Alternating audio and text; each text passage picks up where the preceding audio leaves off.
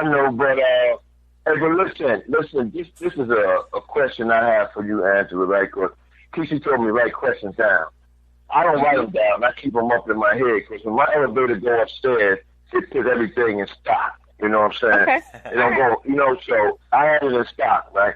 This is the question I have for you. Okay, you said like within the time I've been in my situation for 5 years, I have met so many women. I'm not even gonna put the number. I told you, but I ain't gonna put the number out here on chat. And I met about 3 of them that I could have really made it with, Angela, and that was great, right? But this is the problem. Number one that I really wanted to be with, she had grown children, the ages of 27, 22, and 20. And what happened with her was she let them run her life. When I say run her life, they destroyed her financially.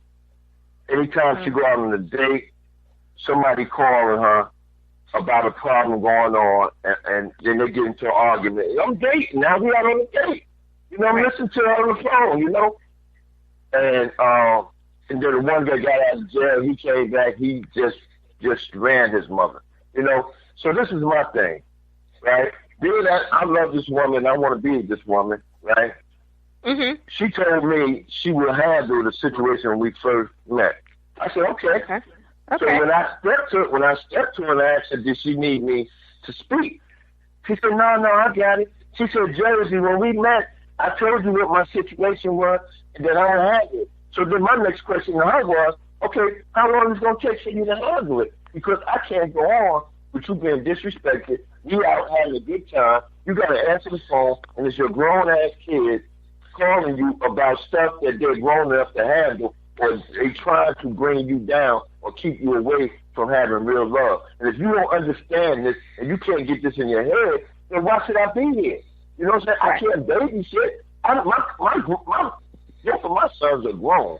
I don't baby. I don't have no kids. I don't have no problem. My son, if I was to bring a woman to my house, my son would, welcome her. He would hug her like if he was to hug his mother. You know what I'm saying? Because he wants his father to be happy. To be happy. He know how hard I work to keep me and him going in this household. Because his mother left me and him there. You know what I'm saying? But he really didn't want to go. But, you know, we both is here and we keeping this thing going. You know what I'm saying? Right. So that was one woman. And then another thing. Okay. Let me respond to that one because that was a lot. Let me respond to that one. Okay.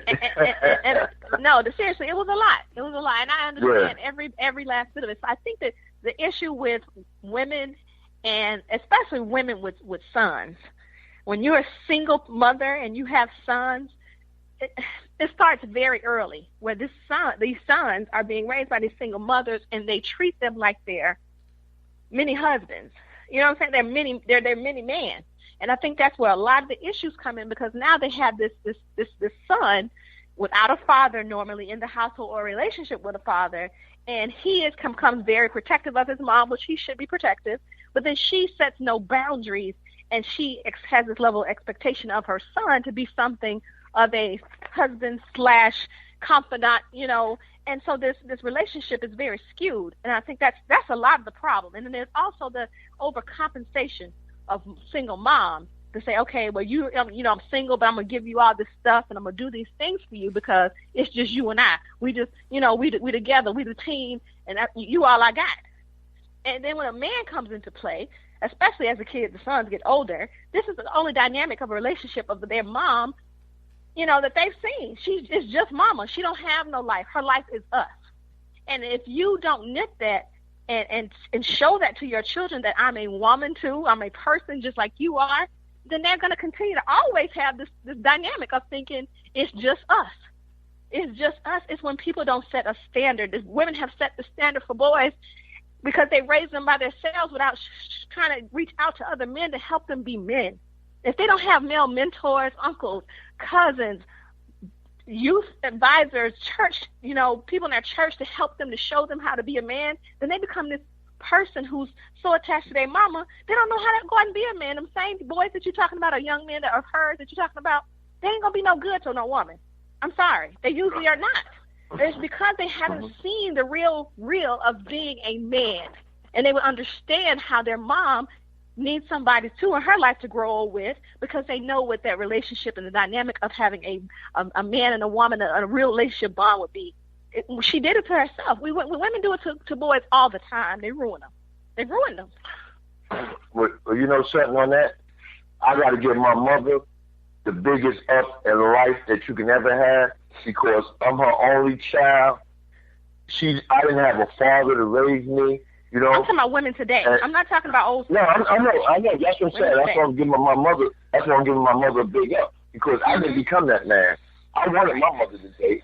I wanted my mother to be happy. You want her to be happy. You know what I'm saying? That's right. Right. Right. And I want to get my own thing. So that's what I'm saying. The kids today that's growing up. That's why I say, as it takes a certain person, as far as a man or a woman, to raise children, because, like I said, my sons don't have that in the heart, you know, to be like that. And see, that's another thing. That comes back to the kids sitting in the room with their parents as they growing up listening to grown folks' conversation. You know, that's another thing. You know what I'm saying? So we, you know what? We have so much to hit off of this here. Now women say there's no good men out here, that it would blow. We can probably write a book together. Probably so. But when we talk about boys, we got to talk about girls too, because I think that girls see, if they don't have fathers around and they don't have strong women, then they turn into different types of women too, who don't know how to treat a man, respect a man, or how they're supposed to be treated by men. They don't know any of these things. I mean, there's a standard that's set. Your mama probably told you, you know, and things that she thought, you know, expected of you as a man that you need to do, and she helped tell you those things. If you don't have conversation with people and tell them, and like I said, it's so important to set expectations. If you don't do that, people get lost. They don't know what the hell they're supposed to be doing, and then they go out and do shit wrong. They do it wrong. And then there's consequences behind it. Your mom talked to you. You had to know how to be a man from somewhere, and that came from her. We don't do that to these boys today. We don't do that. You go and buy them Jordans and do all this other crazy stuff that don't even have no value. Not teach them how to invest their money. We teach them how to go out and look fresh and fly, but then they ain't got no money in the bank. I'm not raising kids like that. You can have all that. You can have your Jordans and all that stuff as long as you got some money in the bank. Don't be going up out no damn Jordans. You ain't got no savings account. Go somewhere. Don't pay no bills. You ain't lying. You are not lying. And that's real. You know, that's definitely real. And how about, what do you think about women that keep skeletons in the closet? Because when I meet you, I'm like this. Listen, we need to sit down. That's where the eye-to-eye contact comes from. A lot of women can't look you in the eye because I feel they can't. It ain't about you being shy, because if you sitting here with me, you're not that shy. So if a woman can't look a man in the eye and tell a man what's her downfall, because I'm going to tell you, if I got skeletons, I'm going to let you know about it. You know what I'm saying? What's your downfalls, Vern? Tell me, okay, so let's just say you with a woman. Tell me some of the stuff you would tell her. Like, what? Nobody's perfect. So what would you say are some of the things that you know are challenges for you? What would you say? Let me see. It's very short list, you know what I'm saying? It's a very short list. There you go. Go ahead. I'm listening. My biggest downfall was that I didn't urge myself and not look for a father to tell me this. Urge myself to stay in college and make it happen. When I went to Ohio State, I left after my sophomore year because the coach that was there the first year from me, right? He had to leave. Woody Hayes, he had to leave because he did something wrong, right? Okay. And then when a new coach came in, instead of me adapting to try to show this man what I'm really about and who I am, you know what I'm saying? I'm not Woody player. I'm a second-year man that want to prove myself to you. I got discouraged, and I just went through the motions that year. And this is the first time I ever really got hurt in football. And you know, I got cracked ribs, and I didn't know how to come back from that. So that was a whole wasted second year. And then I left school. If I had a man, my mother, you know, your mother's gonna be on your side. Always, right? She always gonna be on your team. She always on. She told me, whatever you want to do it.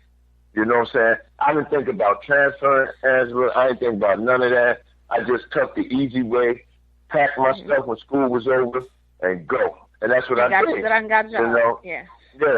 And been working since. You know, I went to the Navy because I didn't want. I'm from New Jersey, so I didn't want to be out in the street. selling stuff and all that, you know what I'm saying? Yeah. So I wanted to get away and finish becoming a man, you know what I'm saying? And when I went to the Navy, it ain't that they made me a man. They taught me some other things. And then when I went overseas, I learned a lot of things and how other countries live and stuff like that, you know. So I developed myself. But as far as skeletons in my closet, I really don't have none. I mean, to be honest with you, I'm not saying I'm the perfect man, because nobody out here perfect. It's just that I don't allow myself to get in them situations where I'm hiding something. But what I mean by skeletons in the closet, a lot of women hide things, you know. Like what? Like, tell me some crazy stuff, some crazy something. Somebody. Okay, I'm gonna tell you this one crazy thing, right? When I was dating this one woman, right, I told her, listen, when we make love, it's gonna be special. You know what I'm saying? I'm not rushing into this. I'm not rushing to this or nothing. We're gonna make love because we're gonna really feel each other passionately, right? Mm-hmm. Okay. We've been kicking and having a good time. You know, she was the type of woman that didn't eat meat. So I would fix her these different types of things in the house, and she was loving that. You know, we was going out, enjoying one another, laid in the bed 7 times, but she was passionate because, you know, she loved to kiss on you and all that and whatnot, but she wasn't giving that love enough, right? Okay. So we went out to a comedy club one night, had a great time. Kevin Hart was there. I'm sitting front row, like, you know, uptown. Yeah. Right? Mm-hmm. I had a drink with Kevin Hart, me and a couple other people. He wanted somebody, that's when he introduced lemon drops to people, right? So we had a drink. She enjoyed herself. She laughed and whatnot. Came back to the house. I felt that was the right time. You know, I had gave her some flowers that day and all, right? Oh, you set it up real good. Time. You laid it out. Oh, you yeah. laid it out. And Angela, I dropped her dress down so gently, it touched the floor like you was watching soap operas or something. Oh, you know. Ooh, frisky are we? So, he was on that music was on. He was on that road. Yeah, music. Go ahead. And this ain't no lie, because I don't like to lie. This was so great to the point she cried at the end of everything. She cried, and so I asked her, you know, what was the problem? And she just would never tell me.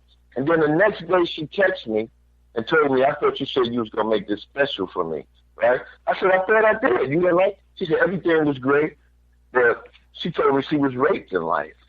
Oh. See, if she would have told me that, Angela, I would have did it in a different type of way than what we did. But I thought everything, the way I explained it to you, I thought everything was great.